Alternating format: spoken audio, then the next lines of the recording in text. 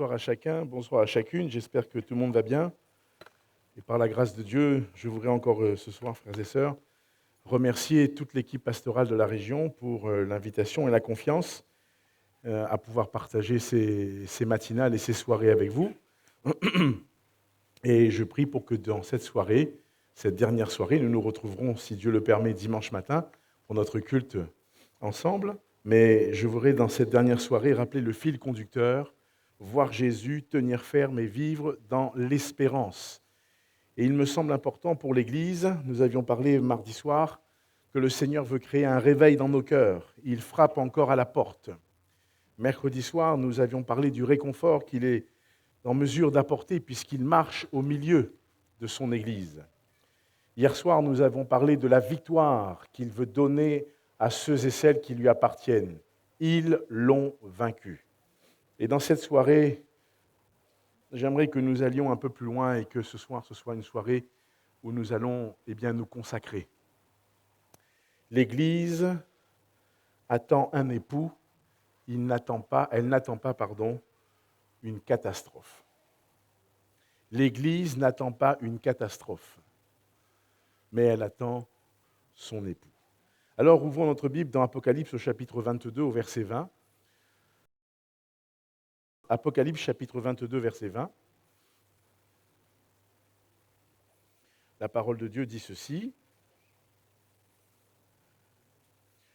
Celui qui atteste ces choses dit, « Oui, je viens bientôt.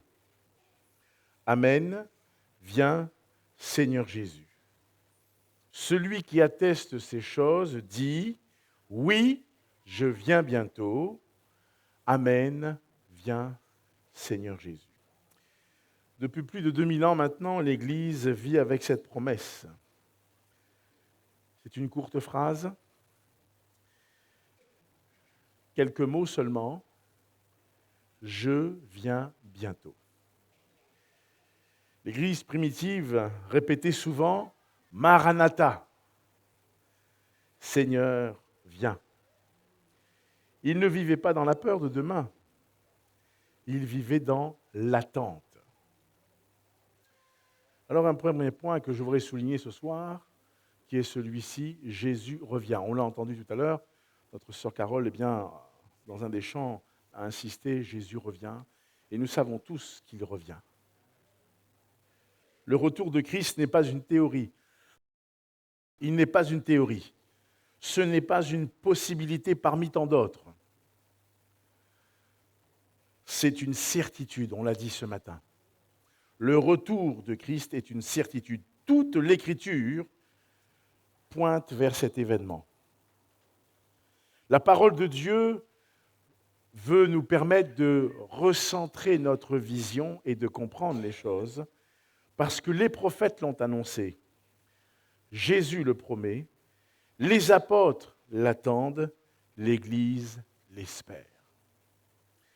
Alors, frères et sœurs,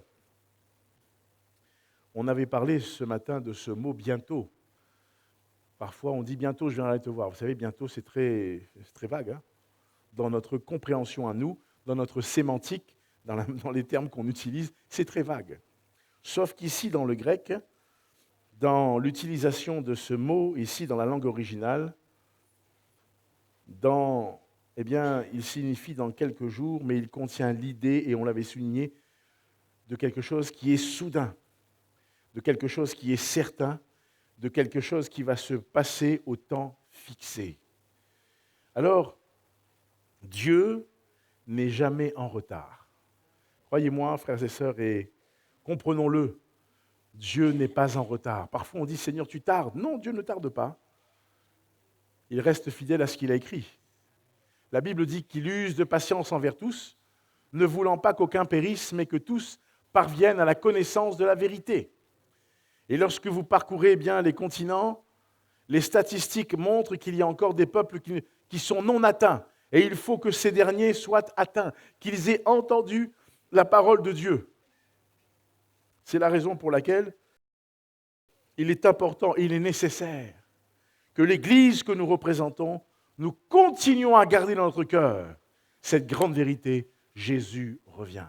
Mon frère, ma sœur, il revient. Le croyant ne vit pas comme quelqu'un qui n'a pas d'avenir. Le croyant ne vit pas comme quelqu'un qui ne sait pas ce que sera demain. Demain, certes, nous ne connaissons pas exactement le schéma de demain, mais nous savons que notre lendemain est entre les mains de notre Dieu. Le croyant, il sait que l'histoire possède une destination. Quand tu montes à bord d'un avion, quand tu montes à bord d'un bateau, quand tu montes à bord d'un taxi, si vous allez ailleurs, à l'île Maurice ou en métropole, vous pouvez utiliser les Uber. Quand vous commandez votre course, on vous prend à telle place, on vous amène à telle place. On sait exactement quelle est la destination. L'adresse est rentrée et on y va. Quand tu montes dans un avion, tu ne dis pas je ne sais pas où je vais finalement. On verra bien. Non, on ne va pas voir. Le vol que tu prends a une destination. Il atterrira ici ou là, mais il va vers une destination. Alors, les croyants que nous sommes, nous savons que l'histoire possède une destination. Jésus revient. Celui qui attend, celui qui est convaincu de cette vérité qui est intemporelle, il attend. Il attend, mais il se prépare.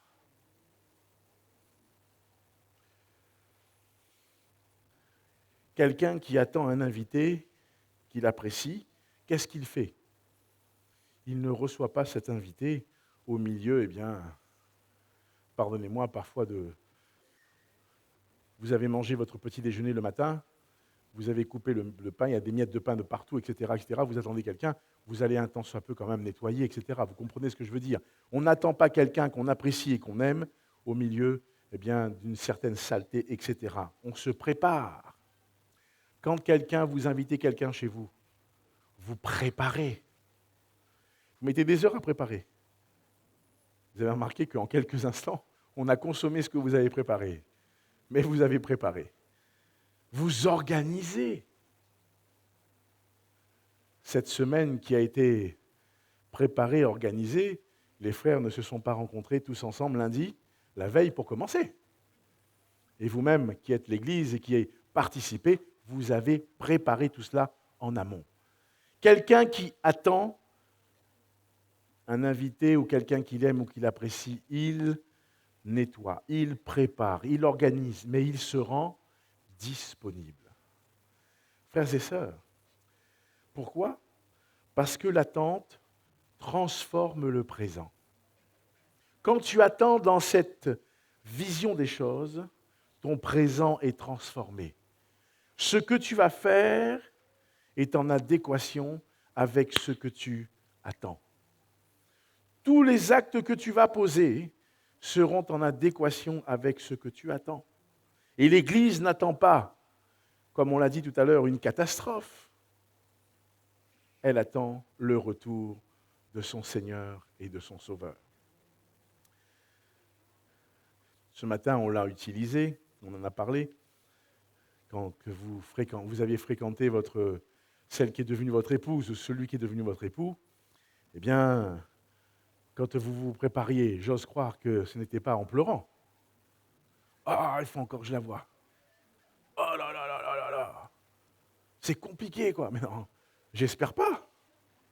Je disais ce matin que si tu avais le parfum, tu étais presque prêt à mettre la bouteille sur toi après avoir pris ta douche pour partir. Et c'est comme ça, quand on se prépare, on ne le fait pas avec tristesse, mais on le fait avec joie.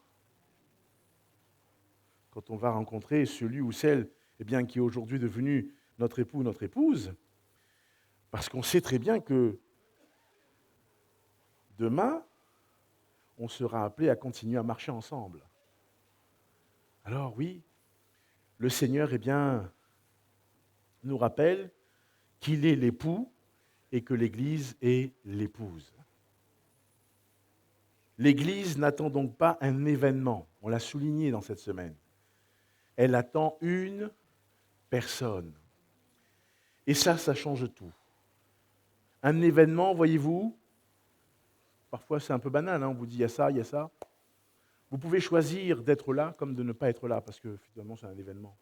Mais quand vous savez qu'il y a quelqu'un, une personne qui va être là, alors c'est différent. Il y a le désir d'honorer cette personne. Il y a le désir, dans votre cœur, de faire tout ce qui est en votre possibilité pour que cette personne soit honorée. Frères et sœurs, le drame que nous vivons aujourd'hui dans ce 21e siècle, c'est que tout semble aller très vite. Nous sommes dans une société d'hyperconsommation, où nous appuyons sur un bouton, nous faisons ceci, nous faisons cela, mais n'oublions pas, ne perdons pas de vue que nous n'attendons pas un événement, mais nous attendons Jésus-Christ. Il vient bientôt. Et si l'Église ne prend pas conscience de cela, alors nous allons vaquer à nos occupations, mettre nos priorités en avant, en oubliant celle qui doit être mise en avant, l'attente du retour de Jésus. Ça ne veut pas dire que le Seigneur ne veut pas que nous puissions vaquer à nos occupations, ce n'est pas ça. Mais que dans tout ce que nous pouvons faire, nous puissions chercher à honorer Jésus. Si c'est ce que nous souhaitons, si c'est ce que nous désirons, si c'est ce qui anime notre cœur, alors l'Église que nous sommes, nous collaborerons ensemble. Ensemble, main dans la main, unis, nous marcherons. Ensemble, nous attendrons. Ensemble, nous dirons, Seigneur, tu viens bientôt. Et ensemble, en tant que corps de Christ, nous mettrons tout en œuvre pour que la gloire de Dieu soit manifestée au milieu de nous. Alors cesseront les querelles, cesseront les jalousies, cesseront tous les sentiments qui, quelque part, parfois divisent. Quand tu sais que Jésus vient bientôt, tu ne perds plus de temps dans les futilités de ce monde. Ça ne veut pas dire que tu te coupes de tous, mais ça t'entraîne dans une consécration. Et c'est notre troisième point. L'Église est appelée à se consacrer. Pas le bâtiment. L'Église, je le répète, c'est l'ensemble de ceux et celles qui ont cru dans le nom de Jésus. Le retour de Jésus doit produire dans nos cœurs de la vigilance. Le retour de Jésus doit produire dans nos cœurs un désir qui nous pousse à la sainteté, un désir qui nous pousse à la fidélité, un désir qui nous pousse à l'amour, à aimer de plus en plus. Souvenez-vous, Jésus a dit « Aimez-vous les uns les autres, à ceux-ci tous connaîtront que vous êtes mes disciples. » Comment voulez-vous que les autres connaissent que nous soyons disciples de Jésus-Christ s'il y a des querelles, s'il y a des bagarres, des disputes, etc. Ce n'est pas ce que le Seigneur veut. Le Seigneur veut que l'Église que nous représentons, alors que nous attendons son retour, que nous puissions aussi marcher dans une persévérance qui glorifie son nom. Ce qui signifie que toutes ces futilités, nous allons les faire taire et les mettre de côté pour ensemble et main dans la main, avancer dans l'unité et glorifier le nom de Jésus. Cela est important. L'espérance biblique n'endort jamais. L'espérance biblique n'amène pas quelqu'un à s'endormir, mais à se réveiller, à être éveillé. Chaque jour que nous pouvons vivre, alors nous avons cette pensée dans notre cœur. Seigneur, tu viens bientôt et nous voulons être trouvés sans tache, ni ride, ni rien de semblable pour la gloire de ton nom. Alors voyez-vous, parfois, il y a ce risque de perdre de vue et de dire, Seigneur, on a tellement de choses à faire, oui. Parfois certains disent, quand j'arriverai à telle période de ma vie, je me consacrerai à servir encore plus le Seigneur. Non, ce n'est pas quand tu arriveras, c'est maintenant. Que Dieu fasse grâce à chacun d'entre nous, dans notre quotidien, dans le quotidien de notre vie. Dieu veut permettre à ce que chacun d'entre nous, nous soyons consacrés. La consécration n'est pas le fait de s'isoler dans un coin. La consécration est un acte spirituel que nous posons devant Dieu où nous nous mettons volontairement à part. Comprenez bien, je n'ai pas dit on va dans un petit coin, non, on se met volontairement à part dans notre cœur et on dit Seigneur, on t'appartient, que ta volonté soit faite. Conduis nos pas, aide-nous. Donne-moi à être un sujet d'encouragement dans mon assemblée. Donne-moi à être là encore un partenaire avec mes pasteurs, avec les anciens, avec les diacres, à comprendre parfois tout ce qu'ils peuvent vivre et que je puisse avec eux être là comme des Aaron et des Hur qui vont soutenir leurs bras. Ça, mon frère, ma sœur, personne ne le verra peut-être. Mais le Dieu que tu sers, le Dieu que je sers, il le voit. Et ce qu'il désire, c'est que nous puissions ensemble, dans cette cohésion, dans cette vision qui est une globalité de l'œuvre qui est la sienne, que nous puissions dire Seigneur, accorde-nous ta grâce. Parce que parfois, voyez-vous, nous avons tellement de choses qui peuvent venir frapper à la porte de notre cœur. Et pourtant,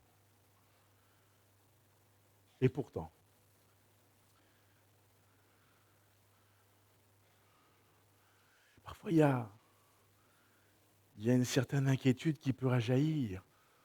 Seigneur, il y a ça.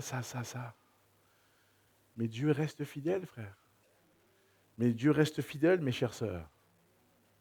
Parfois, nous pensons à nos enfants, nous pensons à notre époux, à notre épouse qui ne connaît pas le Seigneur ou qui s'est éloigné du Seigneur.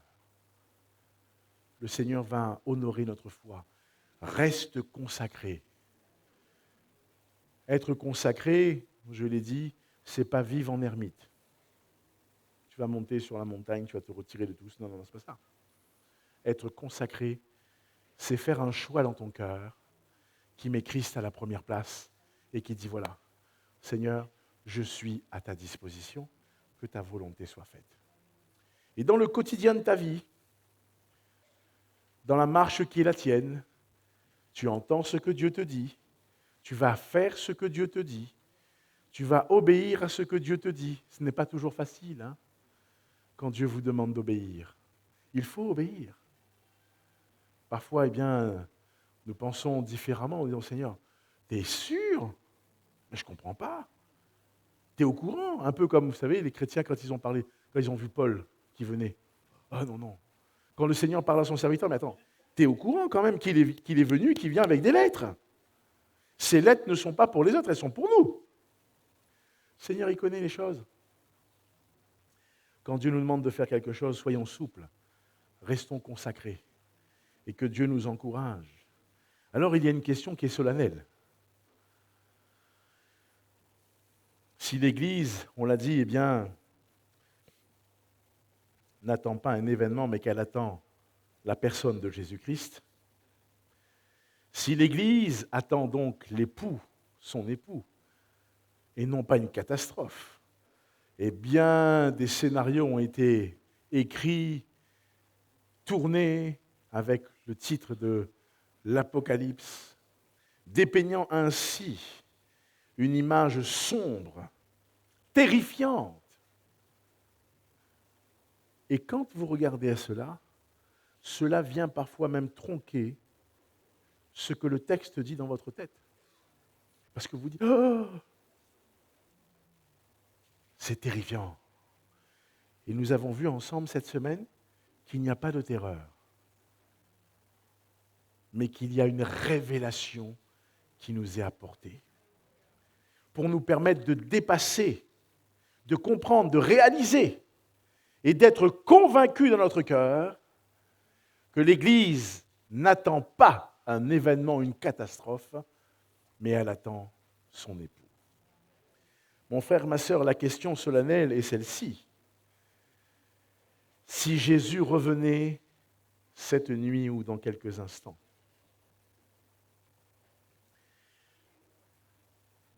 qu'aimerions-nous changer?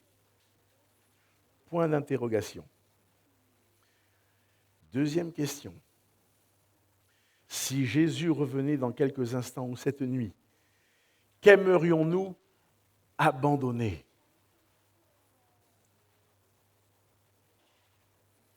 Troisième question. Si Jésus revenait dans quelques instants cette nuit, qu'aimerions-nous restaurer?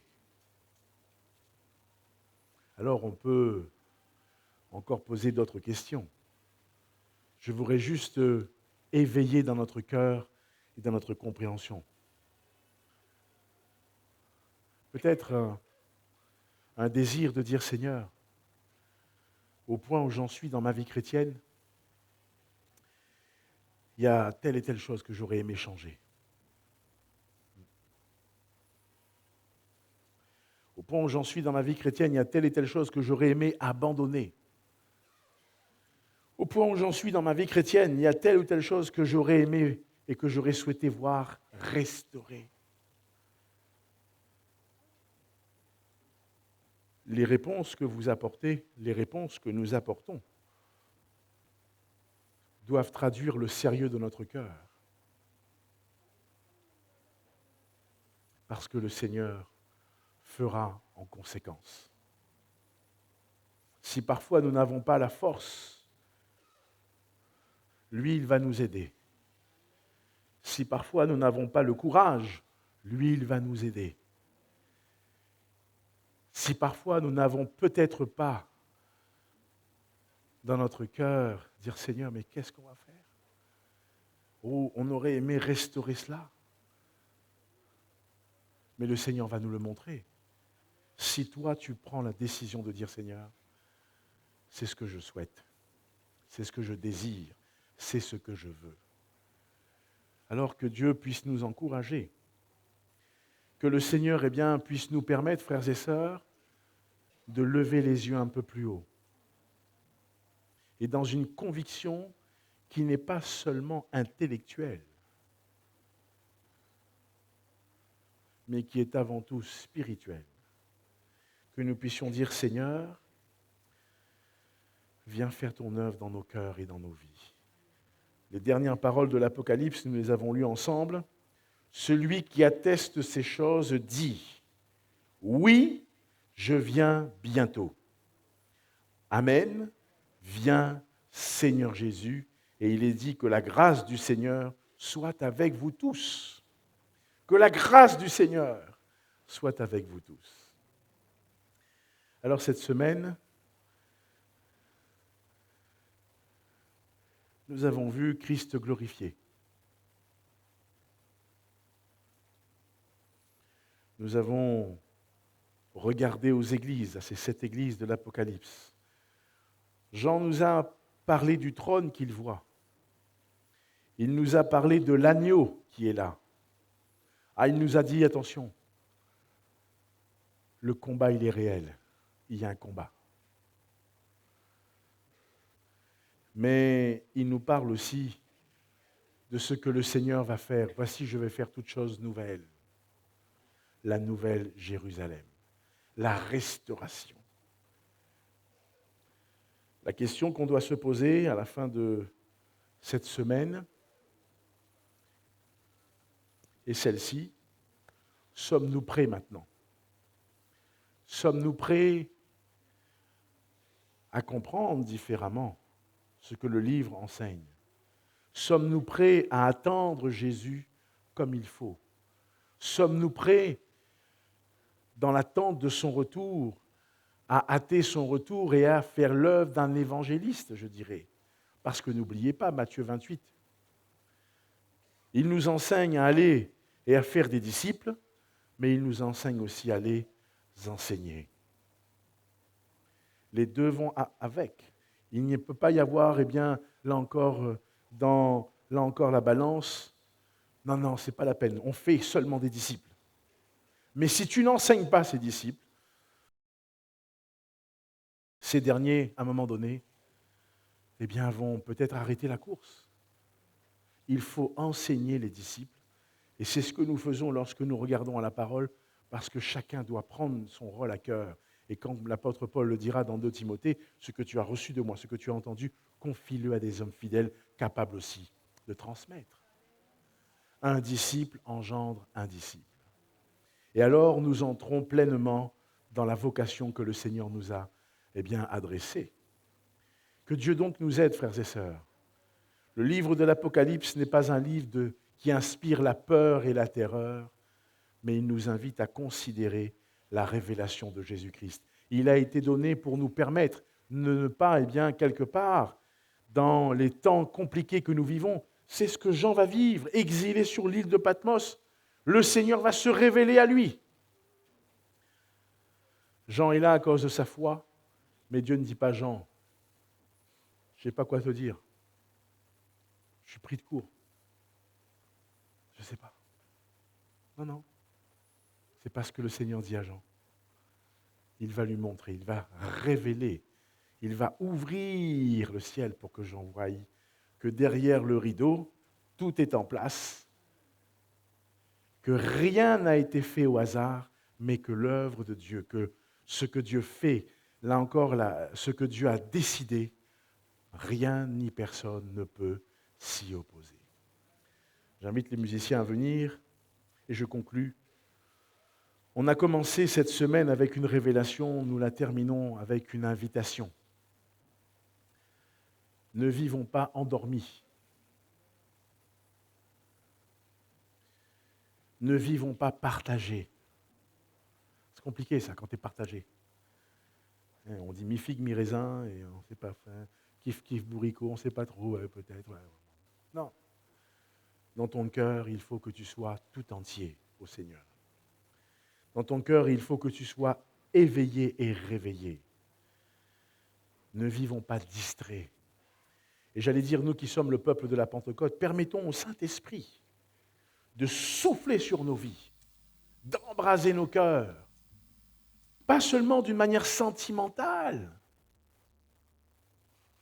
L'Évangile ne nous appelle pas à la sentimentalité.